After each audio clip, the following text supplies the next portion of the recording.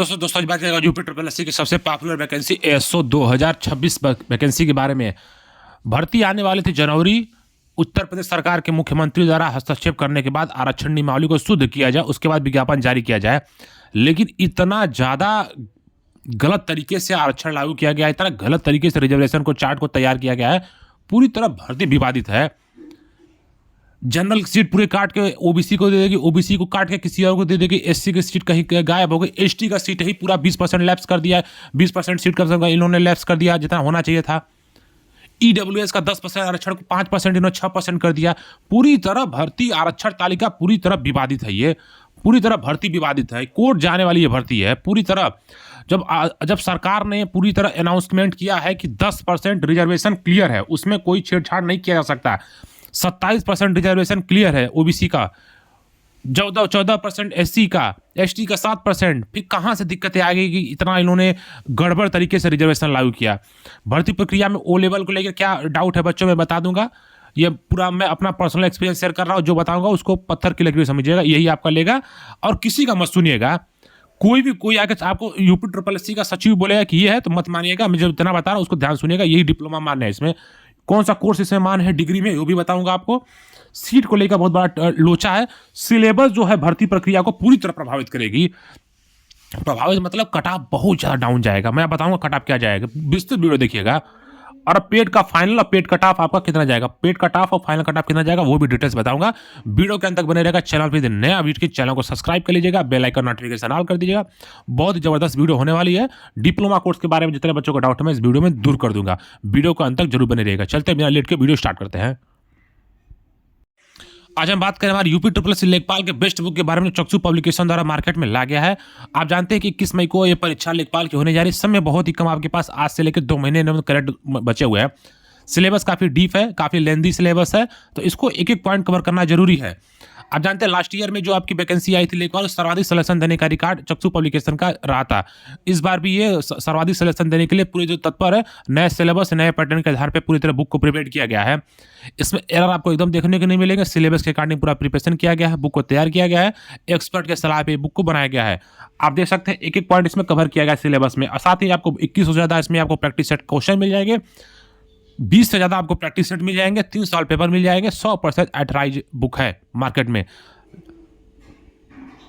Syllabus को बहुत ही बारीकियों से इसको तैयार किया गया। आप देख सकते हैं एक एक पॉइंट इसमें देखने को मिलेगा। प्रैक्टिस सेट इसका सब प्रैक्टिस सेट में आपका आप देख सकते हैं इसका प्रिंटिंग सबसे बेस्ट है और आपको एरर एकदम देखने को नहीं मिलेगा।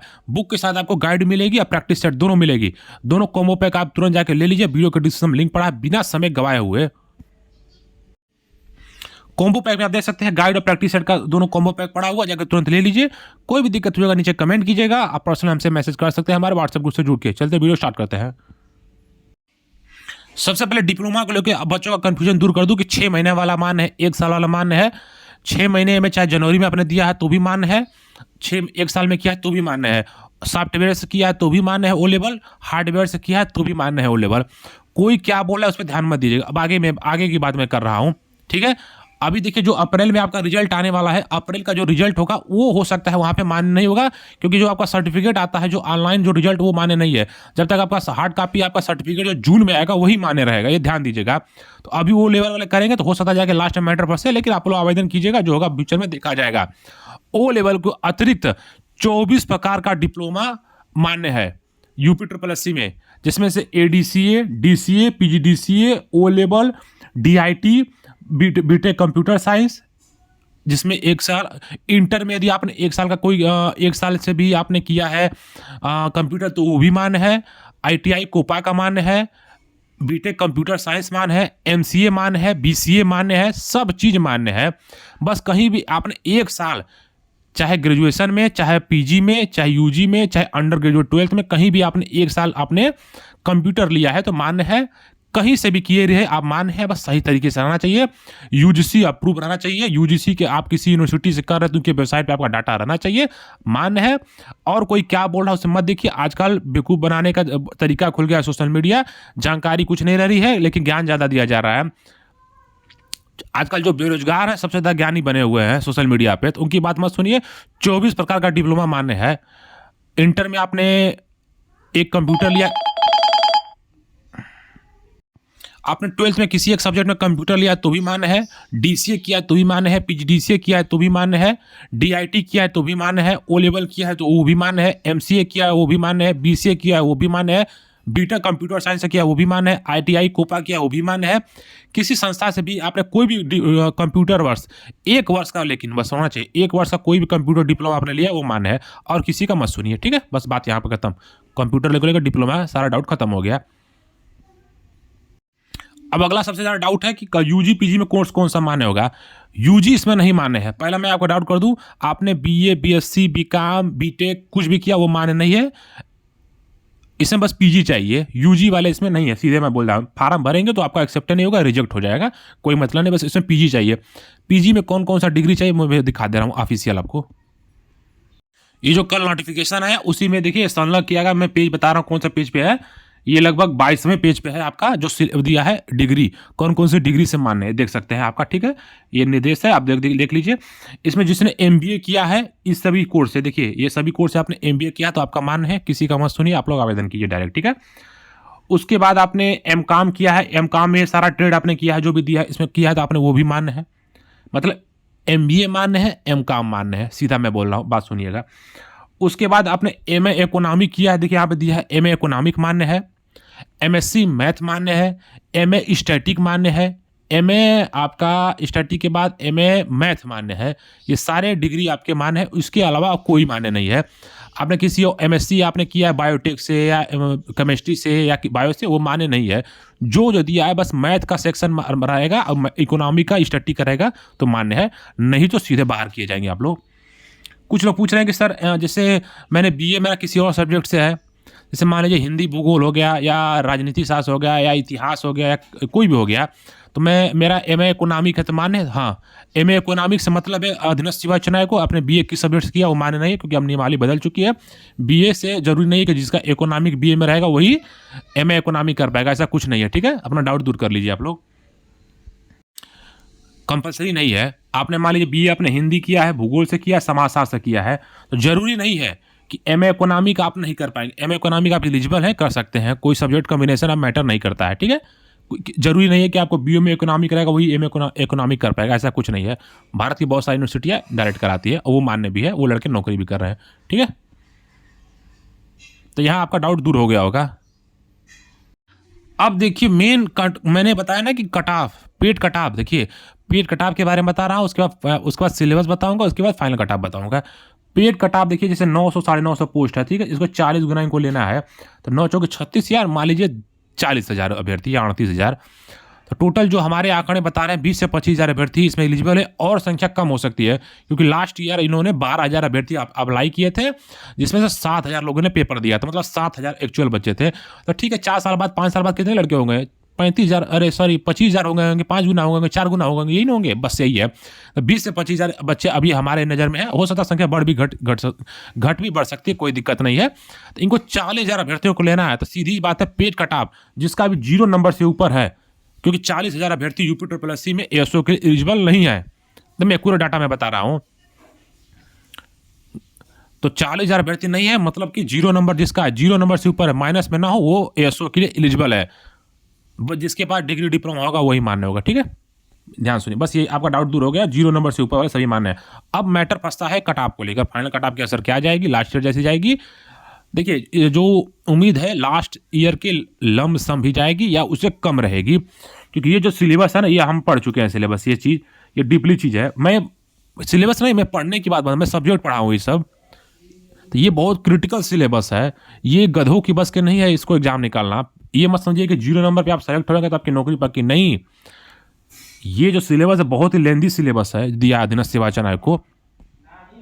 तो ये जो सिलेबस दिया है बहुत ही टफ सिलेबस है, इसको भेजना इतना आसान नहीं है। बोलने से देखिए सब्जेक्ट 65 नंबर दे दिया है, इसमें हमको मुझे पूरा उम्मीद है इसमें से 40 से 50 अभ्यर्थियों को तुक्का ही मारना पड़ेगा।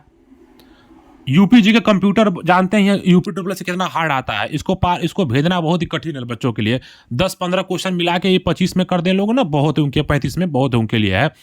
तो जिसका भी 35, 40, 45 के करीब नंबर आ जाएगा जनरल वालों के लिए, उसके लिए 100% उनकी सिक्योरिटी रहेगी। 20-25 नंबर तक, 30 नंबर तक SC OBC वाले सेलेक्ट लेंगे, क्योंकि इसमें आरक्षण पूरी तरह उलटफेर है। तो इतना नंबर आप लोगों के लिए सेफ होगा। हमारे अभी नज़रिए से प्रेजेंट आपको जो कंडीशन उसके हिसाब से बता रहे हैं, फ्यूचर में क्या होगा उसके बारे में अलग डिटेल से चर्चा किया जाएगा। इसलिए सिलेबस को जिसकी पकड़ रहेगी 65 नंबर पे वही नौकरी पाएगा, नहीं तो बल्ले बल्ले है बाहर हो जाएगा। अब देखिए आरक्षण रिजर्वेशन जो था लेखपाल भर्ती से मुख्यमंत्री के आदेश पे उसको संशोधन करने के लिए बात बोली गई थी, लेकिन उलटफेर हो गया सब चीज़। मैं आपको दिखा रहा हूँ कितना विवादित भर्ती है, कितनी विवादित ज़्यादा है। देखिए मैं एक ही पॉइंट पढ़ाऊंगा। उत्तर प्रदेश के अनुमय ऊर्ध्वाधर आरक्षण के व्यवस्था के अनुसार ये देखिए मेन चीज ये 30/12 को जो मुख्यमंत्री कार्यालय द्वारा आदेश दिया गया था उसके उलटफेर इसमें साफ साफ लिखा है कि जो 30/12 को आदेश पारित हुआ था इसके लिए अधीनस्थ सेवा चयन आयोग ने सभी अध्याचनकर्ता विभाग को बोला है कि आरक्षण को फिर से भेजिए हम लोग को। मतलब जो अभी भर्ती चल रही है बिना रोस्टर के चल रही है, गलत तरीके से भर्ती चल रही है। अभी इनके पास कोई भी अध्याचन का वो स्वरूप नहीं आया था, लेकिन उन्होंने जल्दीबाजी में अधीनस्थ नोटिफिकेशन जारी किया है। ये नोटिस, ये लाइन पढ़ लीजिएगा। 30/12 के क्रम में अध्याचनकर्ताओं विभाग द्वारा आयोग में प्रेषित अध्याचन को प्रस्तावित आरक्षण संबंधी रिक्तियों को पुनः परीक्षण की पुष्टि की गई है। मतलब 30 तारीख को जो आदेश दिया गया था उसको इन्होंने बोला है कि उसकी पुष्टि की जाए। अब आगे पढ़े क्या दिया है, आगे दिया है इस विज्ञापन में कुल विज्ञापित पदों के सापेक्ष लंबवत आरक्षण, क्षैतिज आरक्षण, अन्य पदों के संख्या विभिन्न श्रेणियों उप श्रेणियों का उल्लेख संबंधित विभाग द्वारा उपलब्ध कराए गए अध्याचन में दिए गए विवरण के अनुसार किया गया है। अध्याचन में किया गया है तो गड़बड़ी चाहे सरकार करा रही है चाहे विभाग के लोग करा रहे हैं। अब देखिए आरक्षण में कहाँ गड़बड़ी हुई है। इन्होंने ये बोला है लास्ट में कि ये यदि संख्या कुछ ऊपर नीचे होती है तो संख्या घट बढ़ सकती है, मतलब आरक्षण का रोस्टर ऊपर नीचे हो सकता है, संख्या घट बढ़ सकती है। तो देखिए पद इसमें अभी आपको 200-300 पद बढ़ेंगे और तो ये लगभग वैकेंसी 1200 से 1300 जाएगी, मुझे अच्छे से पता है, बल्कि 1400 भी हो सकती है। तो ये अलग चीज़ है, लेकिन रिजर्वेशन इसमें क्लियर नहीं, वो मैं आपको दिखा दे रहा हूँ।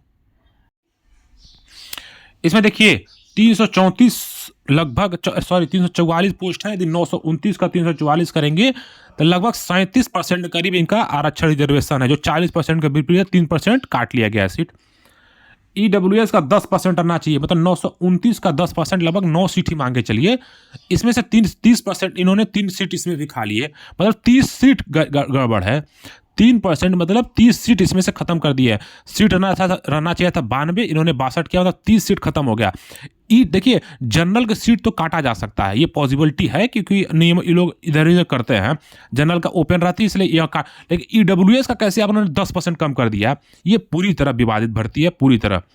उसके बाद ओबीसी का 300 सीट दिया है। 300 मतलब इन लोगों का रिजर्वेशन जो है इन लोगों का 27% है।